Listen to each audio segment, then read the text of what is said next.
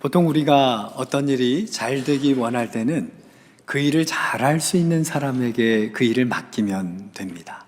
유능하고 또 똑똑하고 또 능력 있는 사람에게 그 일을 맡기면 그 일은 잘 진행이 되는 것입니다. 기대에 못 미칠 것이 분명한 사람들에게 우리는 그러한 일을 맡기지를 않습니다. 그 일이 매우 중요하고 또 복잡한 일이기 때문입니다. 그런데 왜 주님은 하나님 나라를 이루어 가시는 그 위대한 사업을 위하여 이렇게 부족하고 문제 많은 우리를 친히 불러 주셨을까요?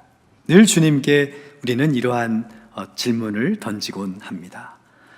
왜 우리 하나님은 스스로 못할 일이 없으신 분인데 왜 저와 같이 부족한 사람을, 우리 같이 문제 많은 사람을 하나님은 불러 주셨습니까?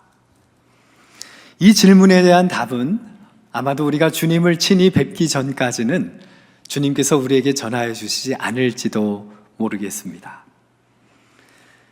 그 이유는 정말 모르겠지만 그러나 우리가 주님의 하시는 방법만은 분명히 우리가 알고 인정해야 합니다. 우리 주님은 공생의 사역을 시작하실 때부터 하나님 나라의 방식이 될 하나의 패턴을 정해 주셨습니다. 그것은 갈릴리에서 적은 무리의 사람들의 마음을 얻으신 것을 시작으로 12명에게 똑같은 방식으로 하나님 나라의 방법으로 그 일을 이루어 가신다는 사실입니다. 물론 딸랑 12명의 제자만을 가지고 그 일을 이루시는 것은 결코 아닙니다. 오늘 본문에서와 같이 추가로 70명의 제자들을 또한 불러주셨습니다. 그리고 하나님 나라를 확장하시기로 결정하시고 세상을 구원하려는 그분의 사업에 우리를 파송하기를 원하십니다. 여러분, 12명의 제자는 우리가 너무나 잘 알지만 여러분 혹시 70명 제자의 이름은 아십니까? 모르시죠? 바로 손 한번 들어보실까요? 바로 나. 네, 바로 우리는 그 70명에 들어간 영광스러운 이름들입니다. 주님은 분명히 우리에게 내가 너희들을 추가로 임명하지 않았느냐, 내가 너희들을 부르지 않았느냐, 그래서 보낸 것 아니냐라고 주님은 우리에게 말씀하실 것입니다. 오늘 본문 1절이 그것을 우리에게 전하여 줍니다. 같이 읽겠습니다. 그 후에 주께서 따로 70인을 세우사 친히 가시려는 각 동네와 각 지역으로 둘씩 앞서 보내시며, 주님은 원래 주님이 가시려는 곳이 있습니다. 그 동네와 그 지역으로 우리를 먼저 보내실 분입니다. 여러분, 우리가 걷는 모든 땅은 주님이 걸으셔야 할 땅입니다. 그래서 우리를 먼저 그곳에 보내셨습니다. 주님은 70명의 제자들을 몇 명씩 묶어서 보내고 있습니까? 2명씩? 그럼 총 몇 개 주가 나오죠? 기사님 이쪽이 빠릅니다. 약 35개 조의 팀이 나오게 됩니다. 주님은 우리를 앞서 보내시고 또 하나님 나라의 복음을 전하여 주십니다. 우리를 앞서 보내시고 병자들을 치유하여 주십니다. 우리를 앞서 보내시고 우리를 위로해 주시고 또 우리를 회복시켜 주십니다. 그런데 주목할 점은 바로 제자들을 둘씩 보내주셨다는 사실입니다. 군부대에서는 전투 중에 특별히 참호를 우리가 사용하게 되는데 그 참호에 들어갈 때는 반드시 2명씩 참호에 보내게 됩니다. 혼자 보내면 그 참호 안에서 결코 전투를 감당할 수가 없습니다. 싸우다 보면 마음이 약해지고 또 용기를 잃고 매우 부정적인 생각들을 갖게 됩니다. 그리고 쉽게 포기하고 절망하게 됩니다. 그러니 후퇴하는 것은 당연한 것입니다. 하지만 참호 속에서 2사람이 함께 싸우면 전혀 다른 양상을 맞이하게 됩니다. 먼저 서로에게 힘내라고 서로에게 용기를 주게 됩니다. 그리고 혼자 싸울 때 몰랐는데 둘이 함께 싸우니 훨씬 더 효과적으로 싸움을 감당할 수 있게 됩니다.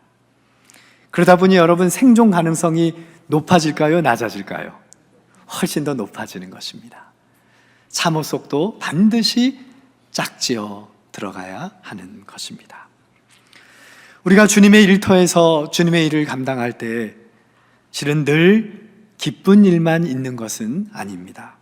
때론 회의가 찾아와 달아나고 싶은 순간도 있습니다.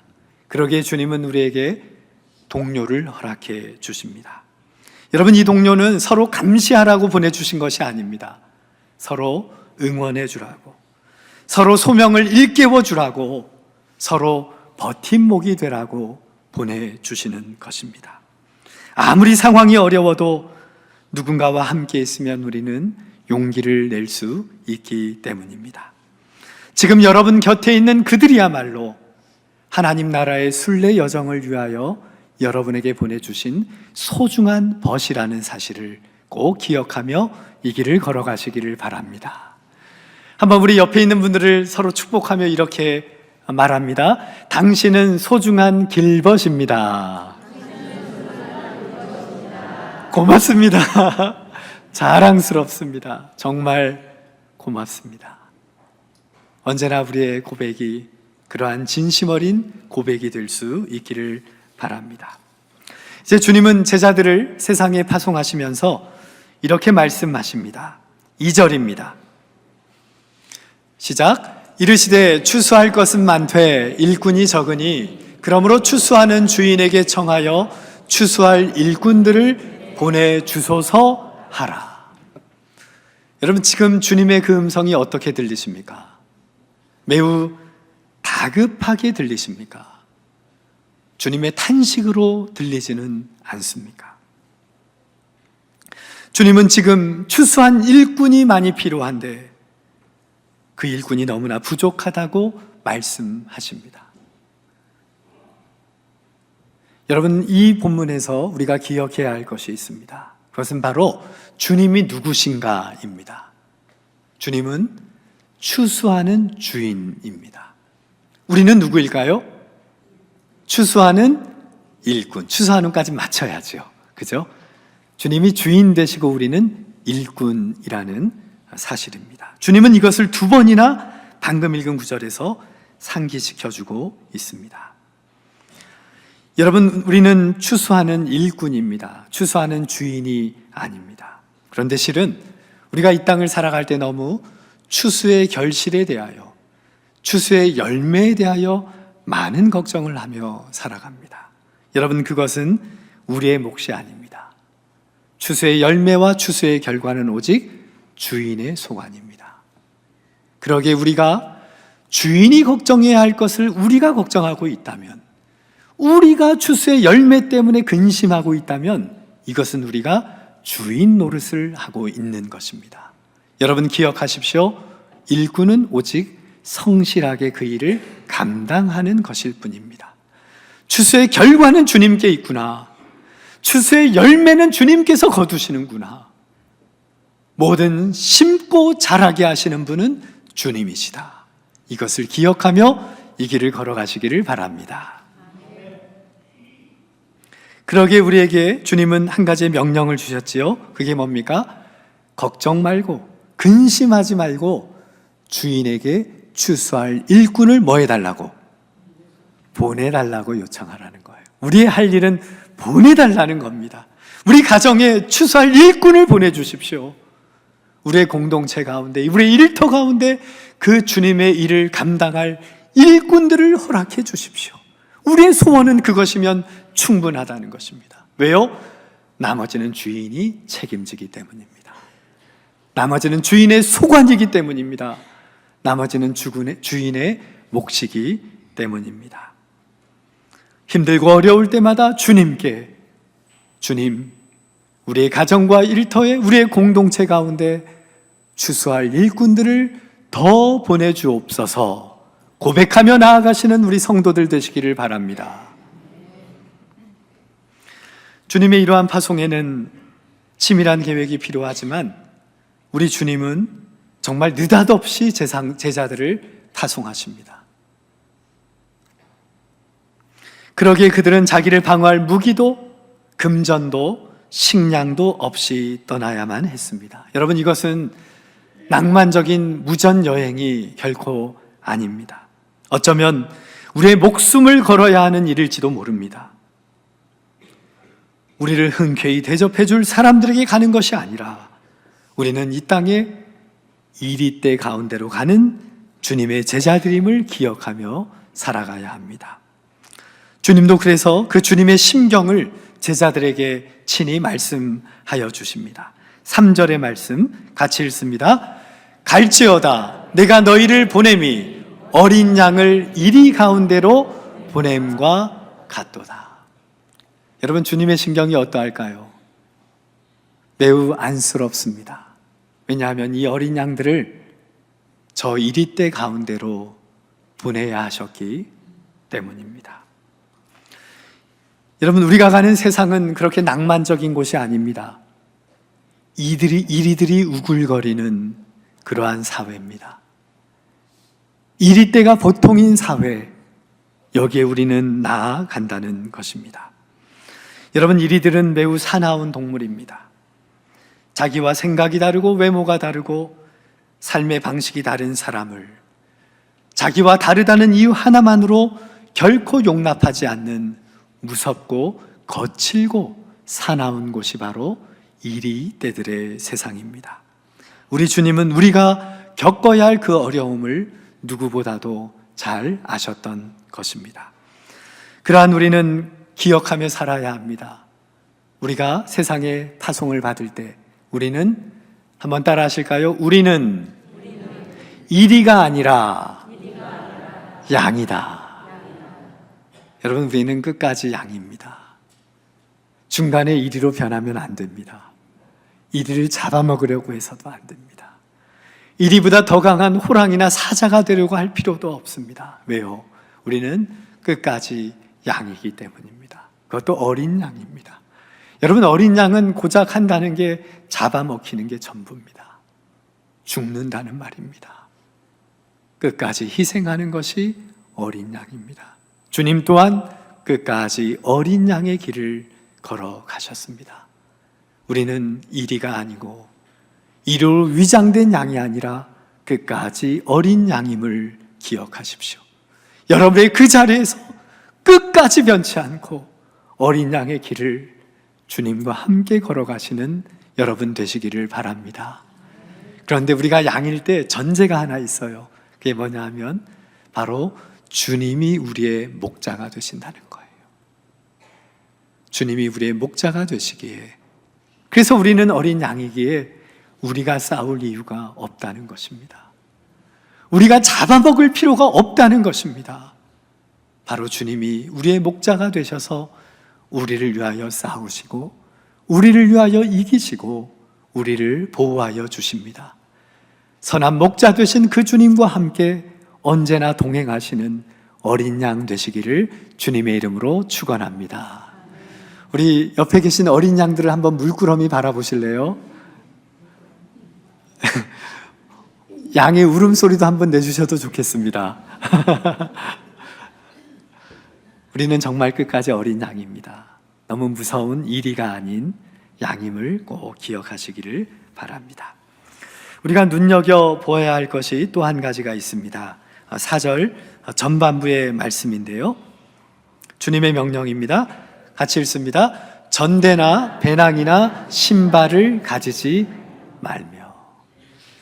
아니, 그래도 무전여행인데 전대나 배낭이나 신발을 가지지 말라라고 주님이 말씀하십니다. 여러분, 여행 갈 때 가장 필요한 세 가지가 있어요. 뭐게요? 1번 전대, 2번 뭐게요? 배낭요. 저는요, 이틀 동안의 여행에는 짐을 안 갖고 다닙니다. 짐도 귀찮고요, 없어도 살기 때문에 그렇습니다. 그런데 보통 여행은 반드시 배낭이 필요합니다. 거기에 필요한 모든 우리의 물건들이 담겨 있기 때문입니다. 세 번째, 여행객에게 또 중요한 게 있어요. 뭔지 아세요? 신발이에요. 아무리 좋은 것 갖고 있어도 신발이 감당이 안 되면 걷지를 못합니다. 끝까지 완주하지를 못합니다. 그런데 지금 주님은 우리에게 이 세 가지를 가지지 말라. 이해가 되질 않습니다. 왜 주님은 이것을 갖지 말고 세상으로 나아가라고 하셨을까요? 여러분, 이것은 주님께서 이 모든 것들이 필요 없다고 말씀하신 것은 결코 아닙니다. 이 부분을 좀 더 원어의 의미를 살펴보면 많이 가지지 말라라고 되어 있습니다.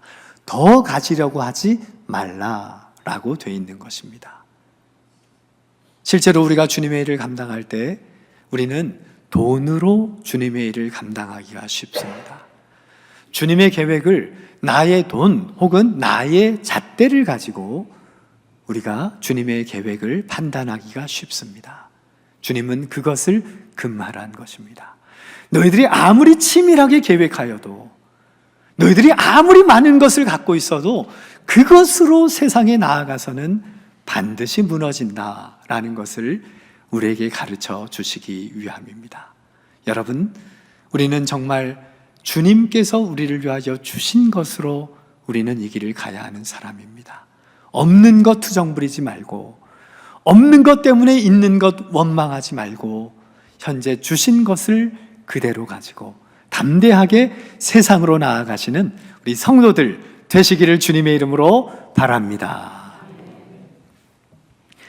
주님의 명령, 이어서 4절 후반부입니다. 같이 읽습니다. 길에서 아무에게도 문안하지 말며. 저는 아까 4절 전반부까지는 그래도 오케이, 주님 주신 것으로 가겠습니다 했는데 여기서 저는 막혀버리고 말았습니다. 아니, 우리를 세상으로 보내시는데 아무에게도 문안하지 말랍니다. 아니, 저 반가운 사람들을 어떻게 모른 척 하라고요? 아니, 저 사람들과 함께 어울리는 시간을 왜 포기하라고요? 왜 내가 즐거워하는 것, 좋아하는 것, 기뻐하는 것을 하지 말라고 하실까요? 여러분, 이것은 매우 깊은 의미가 담겨있는 주님의 말씀입니다. 지금 우리가 비상시기라는 거예요. 매우 위급한 시기라는 겁니다. 한순간에 죽고 사는 것이 결정되는 너무나 다급한 상황이기 때문에 사람에게 문안하려고 하지 말고 너에게 맡긴 그 일을 행하라. 여러분, 지난 한 주 동안 얼마나 많이 우리 산불에 대한 뉴스 영상을 보셨습니까? 보면서 여러 번 여러분들은 목격했을 것입니다. 그 절체절명의 순간에 사람들이 정말 사느냐 죽느냐를 가지고 빨리 피해라, 도망가라, 빨리 숨어라, 안으로 들어와라, 밖으로 나가라, 이쪽으로 가라, 저쪽으로 가라, 다급하게 외치는 구조대원들의, 사람들의 그 외침을 여러분 들으셨습니까? 그러한 상황에 있는 자가 가족을 만났다고 누가 노래를 부르며, 나의 친구를 만났다고 누가 문안을 하며, 누가 이 절박한 상황에서 내가 좋아하는 일, 나의 일상의 삶, 내가 원하는 일을 하며 살아갈 수 있겠습니까? 주님은 바로 이것을 우리에게 당부시켜 주신 것입니다. 지금 추수하지 않으면 그것은 썩어버리기 때문에, 너희들의 그 영혼들이 영원히 망하기 때문에 지금 이러한 다급한 순간에 너희들의 일상적 삶을 포기하고 맡겨주신 그 일에 집중하라고 주님은 우리에게 임무의 긴박감을 상기시켜 주신 것입니다. 여러분, 기억하십시오. 급히 가야 합니다. 넉넉히 있을 때가 아닙니다. 괜찮겠지? 아니요. 지금 그 순간을 놓치면 끝입니다. 모두 잿더미가 되고 맙니다. 생명을 잃어버리게 됩니다. 영원한 생명을 놓쳐버리게 되는데 지금이 한가한 때라고요? 지금이 무난할 때라고요? 지금이 내가 좋아하는 일상의 삶을 쫓을 때라고요? 여러분, 진정으로 다급한 주님의 마음을 헤아리시는 여러분 모두가 되시기를 바랍니다. 5절입니다. 주님의 마지막 명령인데요, 같이 읽습니다. 어느 집에 들어가든지 먼저 말하되 이 집이 평안할지어다 하라. 우리가 세상으로 나아갈 때 주님은 우리에게 너희들이 먼저 그 집에 가서 말하라. 뭐라고요? 이 집이 평안할. 우리 한번 이렇게 한번 그대로 우리 주님 따라서 하는 겁니다. 우리 옆에 있는 분들을 향하여, 그 집을 향하여 이렇게 주님의 명령 따라 고백합니다. 시작. 이 집이 평안할 지어다. 여러분, 먼저 평화를 선포하라는 거예요. 먼저 생명을 선포하라는 거예요. 지금 상황이 어떠한가? 우리가 어떤 상황에 놓여 있는가가 아니라 어떤 상황에 놓여 있어도 그 집의 크기와 상관없이, 그 집의 상황과 상관없이, 그 집의 여건과 상관없이, 그 집의 문화와 상관없이 우리는 언제나 평안을 기원하고 평화를 선포해야 하는 것이 바로 우리의 몫이라는 거예요. 우리 인간의 생각, 판단으로 인하여 미워하고 원망하고 비난하고 저주하는 것이 아니라 그 집을 향하여 진정으로 평안을 선포할 수 있는 평화의 씨앗을 뿌리는 생명의 사람들 될 수 있기를 주님의 이름으로 축원합니다. 세상이 힘든 이유는 평화가 없기 때문입니다. 다른 것으로 힘들어하는 것이 아닙니다. 없어서 힘든 것이 아닙니다. 그 가운데 평화가 없기 때문에, 미워하기 때문에, 싫어하기 때문에, 받아주지 않기 때문에, 용납해주지 않기 때문에, 용서하지 못하기 때문에, 인정해주지 않기 때문에 세상이 그토록 힘든 것입니다. 여러분의 집의 크기는 상관없습니다. 여러분의 집의 상황은 그리 중요한 것이 아닙니다. 각자의 삶의 자리에서 주님의 주신 이 명령을 가슴에 품고 여러분의 걷는 그 땅, 여러분의 서는 그 땅, 보냄을 받고 파송을 받은 그 땅이 평화의 나라가 될 수 있기를 주님의 이름으로 축원합니다. 제자들은 주님의 명령에 모두 순종하고 이제 전도 여행을 마치고 돌아왔습니다. 얼마나 그들이 흥분되었는지 모릅니다. 왜냐하면 마치 그들의 모습은 사령관에게 승리의 보고를 전하는 장수의 모습과 동일했기 때문입니다.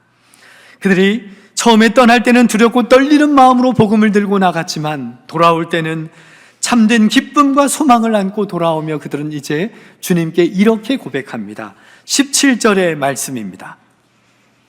시작. 70인이 기뻐하며 돌아와 이르되 주여, 주의 이름이면 귀신들도 우리에게 항복하더이다. 여러분, 진짜 우리의 영적 싸움은 이런 싸움입니다. 우리가 주님의 이름을 의지하여 악한 세력들과 담대하게 싸우면 우리는 반드시 이깁니다. 그들이 고백하죠. 주님의 이름으로 싸웠더니 귀신들도 우리에게 항복하더이다. 얼마나 기뻤을까요? 그런데 이 놀라운 흥분이 담긴 제자들의 보고에 주님은 매우 다른 톤으로 응답하십니다. 18절의 말씀입니다. 시작. 예수께서 이르시되 사탄이 하늘로부터 번개같이 떨어지는 것을 내가 보았노라. 지금 제자들이 주님의 이름으로 귀신들이 항복하는 것을 우리가 경험했습니다 했더니 주님이 나도 봤다. 야, 사탄이 막 하늘로부터 번개 떨어지듯이 쩌쩌쩌쩡 하면서 떨어진 건 다 봤어. 그런데 주님의 이 말씀에는 좀 더 깊은 뜻이 담겨 있습니다. 왜 주님은 이 상황을 너무나 당연하게 보셨을까요?